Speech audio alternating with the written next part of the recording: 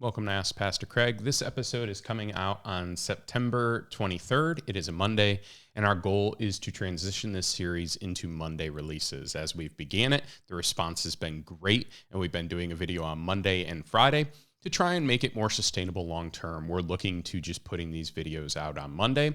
If something changes, we'll let you know, but that is the plan, hopefully, and Lord willing, moving forward. Today's question is this: do I have to leave an inheritance to my children?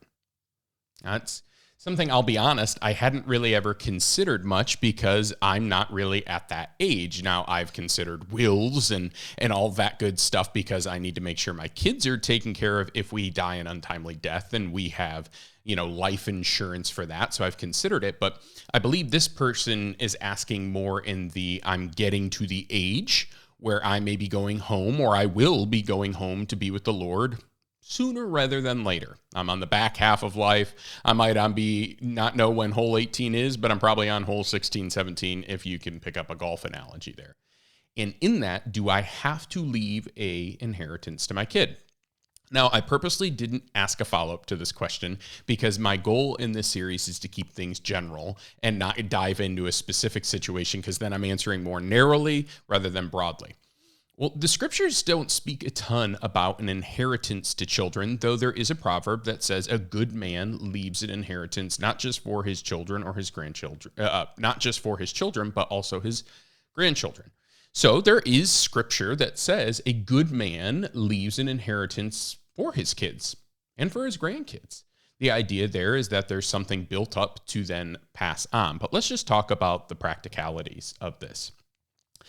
The baby boomers are the richest generation to ever walk the face of the earth. Consider that for a second. The baby boomers are the richest generation ever, and with their death, as they continue to be the generation that is at that age, it will be the largest wealth transfer in American history. You don't have to take my word for that. You can just go and Google it.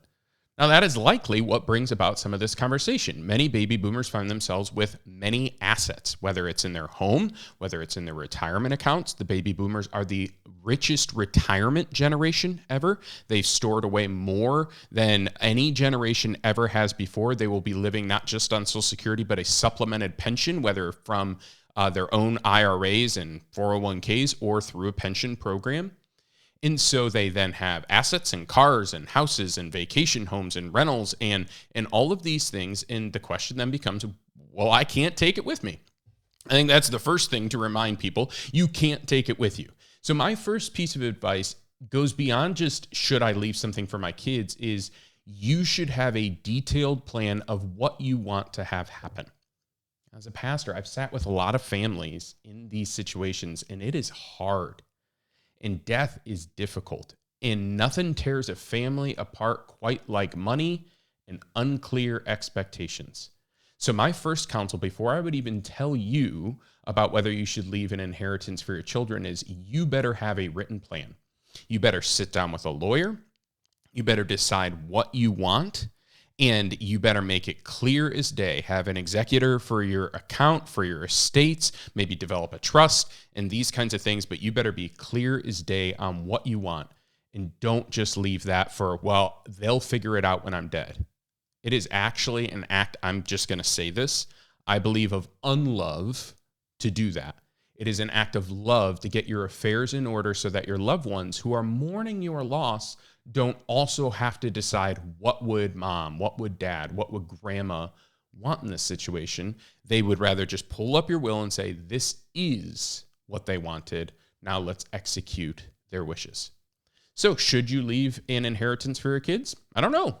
Is your kid worthy of receiving an inheritance? And I don't mean that in the maybe well, they've always done what I've wanted or something. But if your son or daughter is a drug addict, I would highly suggest you do not leave them a large inheritance.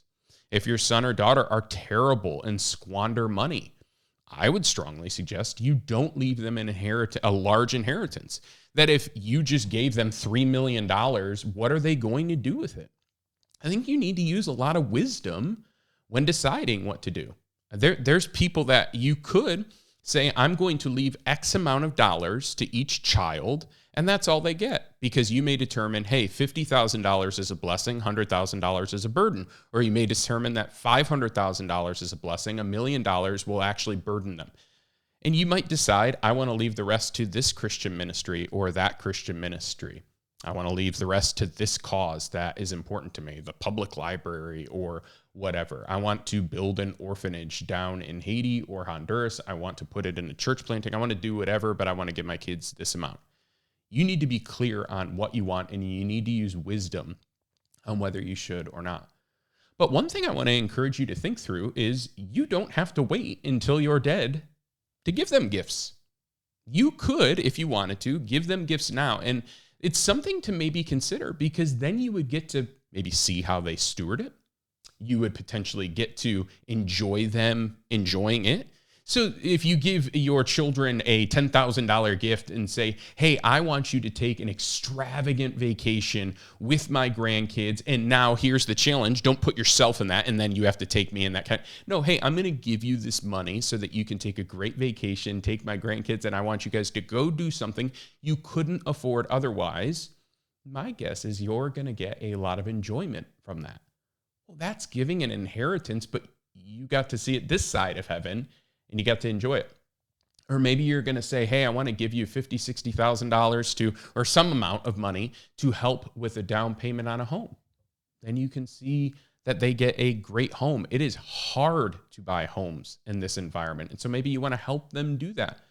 That's a blessing. That's an awesome opportunity.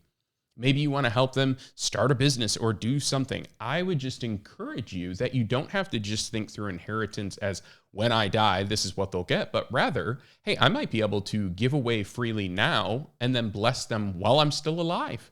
That I might be able to relieve some stress now rather than when I'm dead. If you know your child has $20,000 in student loans, but you might have 20 years left, you might be able to far bless them now by paying off those student loans for them and saying, hey, you're going to get less money when I pass away, but I want to free you from this debt now as a blessing rather than when I pass away, and you might not need it as much. And I want to give you that freedom now. See how you can think about this a little differently? Again, my encouragement is just that you think about it. Please, please, please put together a plan. Make your wishes clear. Use wisdom in that.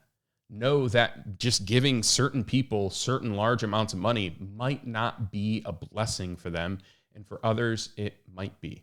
It's okay if you have values and you say, hey, I don't respect the way my kid is living. If I give them this, they are going to squander it. So I'd rather invest it in a different way. It's ultimately the Lord's money that he's given you to be a steward of. You are allowed to make those choices, and that is where I would encourage you to make them in writing. If you need to have a lawyer be the executor of your estate because you don't trust your children, that's a heartbreaking situation, but it's something you can consider. So do I have to give my kids an inheritance? No, I don't think you have to, because I don't think you should give wealth to people who will squander it or it will harm. But would it be a tremendous blessing in the right circumstances? Sure. Would it be an awesome opportunity to establish a legacy? Sure. Would it be great to pay for, your grandkids' first car or something like that? Sure. Would it be great to help your kids take a wonderful vacation to celebrate something? Sure. But don't do it in such a way that you put yourself in a bind, that you then have to go and beg for money because you gave it away to people that shouldn't have taken it because it put you in a bind. Do so with wisdom. And if you don't have that kind of wisdom, seek out a professional, a fiduciary type that can give you wisdom in an unbiased way. When someone has a stake in it, you never can always trust their motives. So go sit with a tax advisor, go sit with a financial advisor who doesn't get rich one way or another, and they can help you think through it. The baby boomers are the richest generation to ever walk this earth. That is an incredible responsibility that they have to transfer that wealth well and to have them put it into ministries or people that matter to them. So consider these things. We will all go be with the Lord, and we won't take a cent with us. So it's on you to consider. Hope this helps.